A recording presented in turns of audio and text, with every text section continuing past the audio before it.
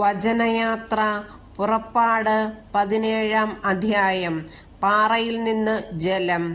Israel സമൂഹം മുഴുവൻ scene മരുഭൂമിയിൽ നിന്ന് പുറപ്പെട്ട് കർത്താവിൻ്റെ നിർദ്ദേശമനുസരിച്ച് പടിപടിയായി യാത്ര ചെയ്ത് റഫീദീമിൽ എത്തി പാളയമടിച്ചു. അവിടെ അവർക്ക് കുടിക്കാൻ വെള്ളമുണ്ടായിരുന്നില്ല.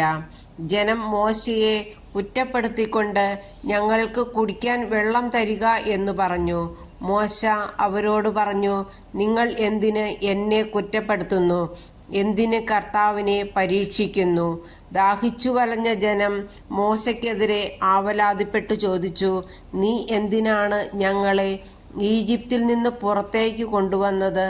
ഞങ്ങളും കുട്ടികളും കന്നുകാലികളും ദാഹിച്ചു ചാകട്ടെ എന്ന് കരുതിയാണോ?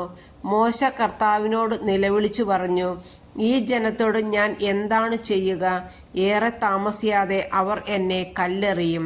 കർത്താവ് മോശയോട് അരുളി ചെയ്തു, ഏതാനും ഇസ്രായേൽ ശ്രേഷ്ഠന്മാരുമൊത്ത് നീ ജനത്തിൻ്റെ മുൻപേ പോവുക. നദിയുടെ മേൽ അടിക്കാൻ ഉപയോഗിച്ച വടിയും കയ്യിലെടുത്തുകൊള്ളുക. ഇതാ നിനക്ക് മുൻപിൽ ഹോറബിലെ പാറമേൽ ഞാൻ നിൽക്കും. നീ ആ പാറയിൽ അടിക്കണം. അപ്പോൾ അതിൽ നിന്ന് ജനത്തിന് കുടിക്കാൻ വെള്ളം പുറപ്പെടും. ഇസ്രായേൽ ശ്രേഷ്ഠന്മാരുടെ സാന്നിധ്യത്തിൽ മോശ അങ്ങനെ ചെയ്തു.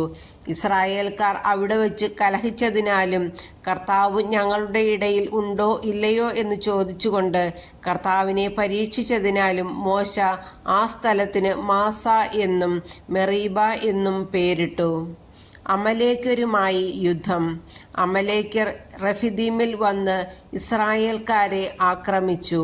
അപ്പോൾ മോശ ജോഷുവയോട് പറഞ്ഞു, ആളുകളെ തിരഞ്ഞെടുത്ത് അമലേക്കരുമായി യുദ്ധത്തിന് പുറപ്പെടുക.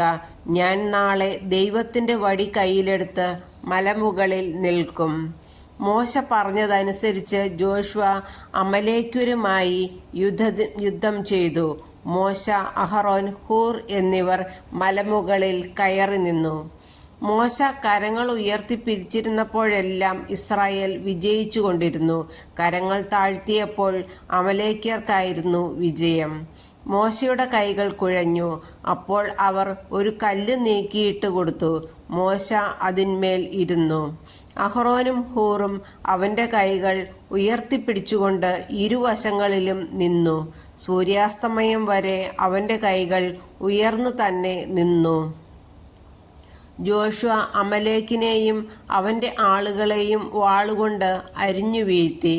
കർത്താവ് മോശയോട് അരുളി ചെയ്തു, ഇതിൻ്റെ ഓർമ്മ നിലനിർത്താനായി നീ ഇത് ഒരു പുസ്തകത്തിൽ എഴുതി ജോഷുവയെ വായിച്ചു കേൾപ്പിക്കുക. ആകാശത്തിന് കീഴിൽ അമലേക്കിൻ്റെ സ്മരണ ഞാൻ നിശേഷം മായിച്ചു കളയും. മോശ അവിടെ ഒരു ബലിപീഠം നിർമ്മിച്ച് അതിന് യാഹ്വേ നിസി എന്നു പേര് നൽകി. എന്തെന്നാൽ അവൻ പറഞ്ഞു, കർത്താവിൻ്റെ പതാക കയ്യിലെടുക്കുവിൻ.